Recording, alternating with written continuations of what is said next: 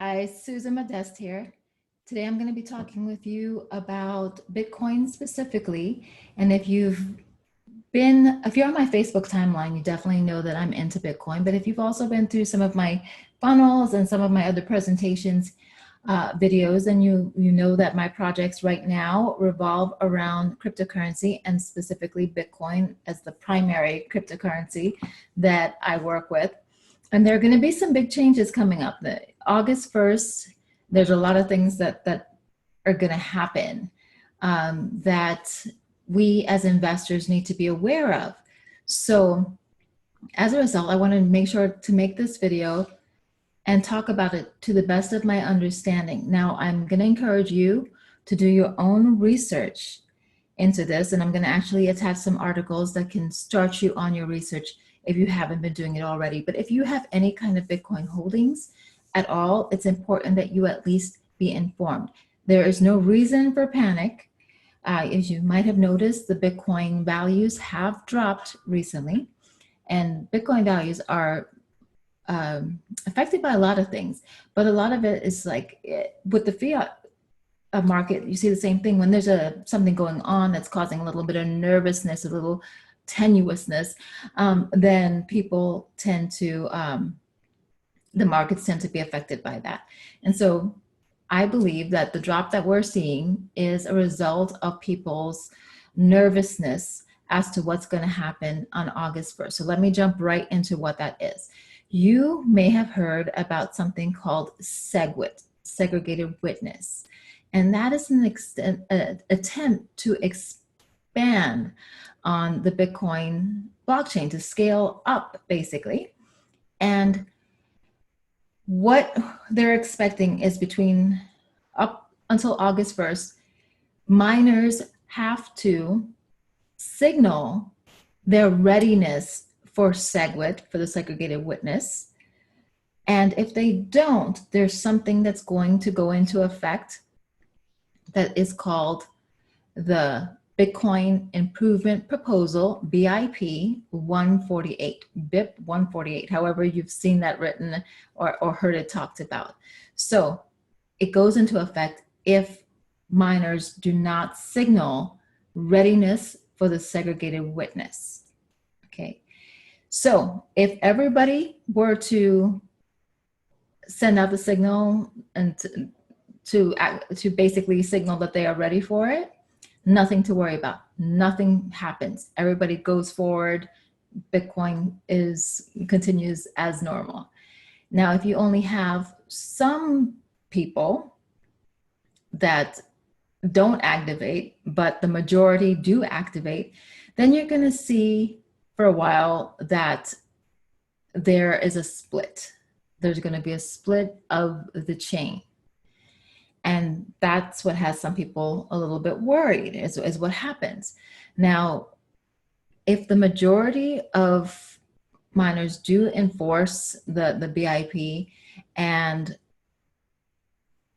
there's still some stragglers that don't, then eventually when BIP 148 is working in the majority of transactions, then it's basically, you could almost think of it as like overtaking the other, and the other could basically get lost.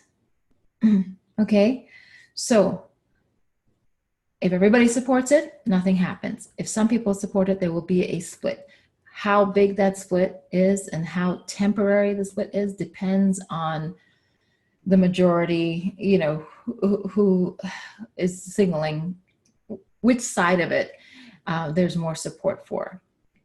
So whether we philosophically think that BIP 148 is a good idea or not really doesn't matter.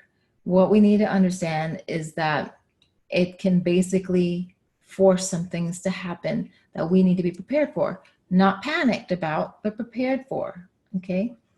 So how can you prepare for what's going on? The number one thing is to control the private keys to your wallet. Most wallets, when you set that up, are going to give you that step. Don't skip it. Make sure that you control the private keys. I would recommend that you actually have a hard hardware wallet as well, especially if you have a lot of Bitcoin. So some of the most common ones are Trezor and Ledger. And they actually are both BIP 148 compliant. Should there be a split, that's a good thing. So going back, number one, control your private keys. Number two, I'm kind of starting to touch on, is that you might want to consider using a wallet that is BIP 148 compliant. Now remember, what's going on is really like on the miner's end of things, but you can be affected as a user if there are two chains, if there ends up to be two chains, because basically your Bitcoin is going to exist on two chains, and it becomes important which chain you're sending and receiving on. Doesn't become important until after August 1st, so we'll have more information. We'll know how this whole thing pans out. But why not just be safe rather than sorry? So I would recommend that you also consider using a BIP 148 compliant wallet. So as I mentioned, Trezor and Ledger are two hardware wallets that are compliant.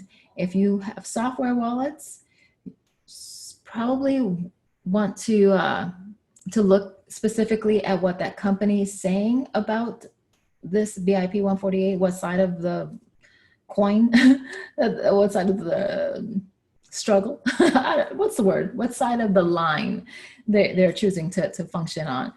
For example, I use BitPay. They have said outright that they do not support BIP 148. So I had some things to think about, you know, what about if there is a split?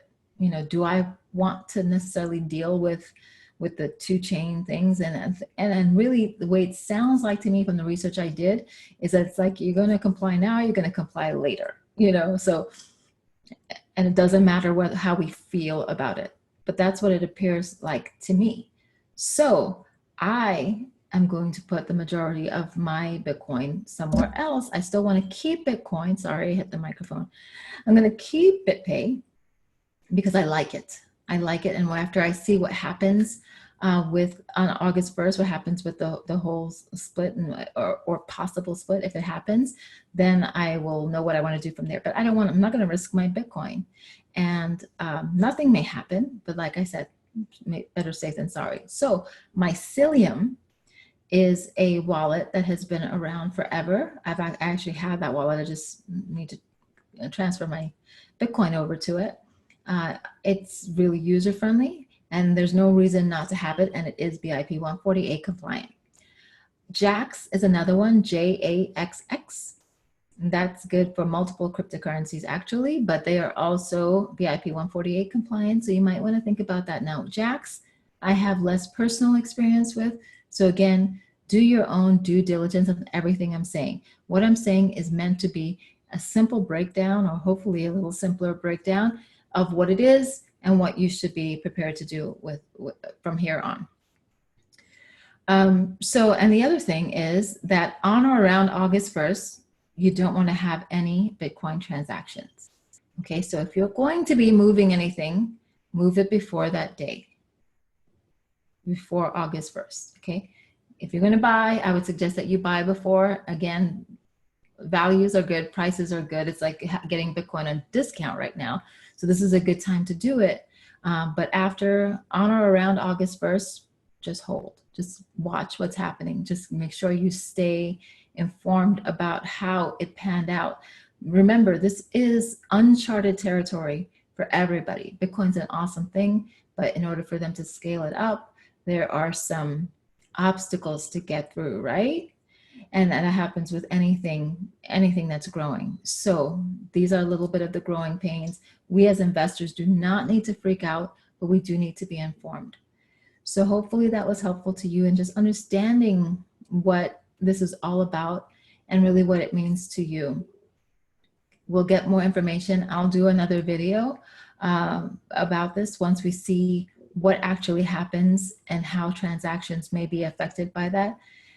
I kind of feel like some really smart people are working on this right now, and they're going to do everything they can to protect the users, because we want to continue to grow the network, right? And so That's only going to happen if people don't feel big pain.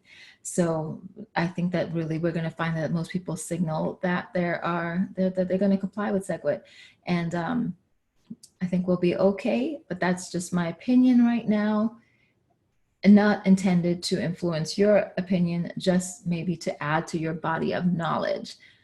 So let me know if that was helpful. I will put a link in the, oh, I'm sorry, I'll put the wallets that I just talked about in the description box, as well as those articles that are reference points for maybe you to start your own research. And also my Facebook group, I'm going to put a link for that there so that you can give me comments either below this video or you can comment in the Facebook group. Facebook group is designed to give you marketing and business and life tips generally, but we do have a Bitcoin discussion because again, that's a lot of my focus right now. So let me know what your thoughts are, and thanks for watching. Have a great day.